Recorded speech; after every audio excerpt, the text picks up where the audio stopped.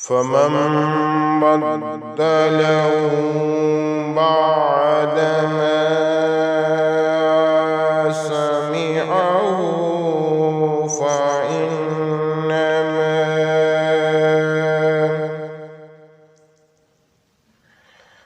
فإنما إثمه على الذين يبدلونه إن الله سميع عليم.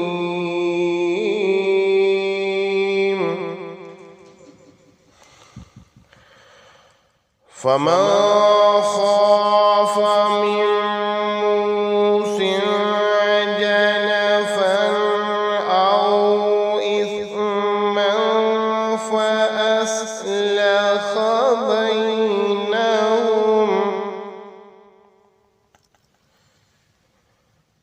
فلا إثم عليه، إن الله غفور رحيم.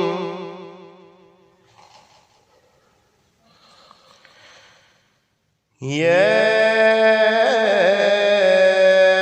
أيها الذين آمنوا كتب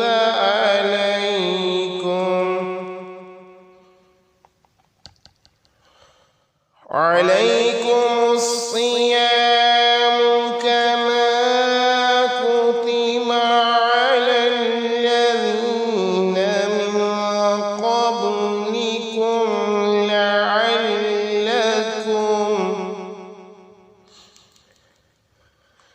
من قبلكم لعلكم تتقون.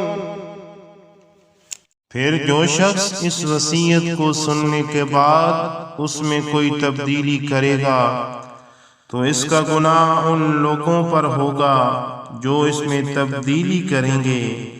यकीन रखो कि अल्लाह ताला सब कुछ सुनता जानता है। हाँ, अगर किसी शख्स को ये अंदेशा हो कि कोई वसीयत करने वाला बेजा तरफदारी या गुनाह का इर्तिकाब कर रहा है और वो मुतल्लका आदमियों के दरमियान सुलह करा दे तो इस पर कोई गुनाह नहीं।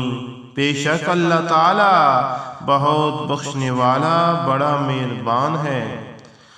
ईमान वालों, तुम पर रोजे फर्ज कर दिए गए हैं जिस तरह तुमसे पहले लोगों पर फर्ज किए गए थे ताकि तुम्हारे अंदर तकवा पैदा हो।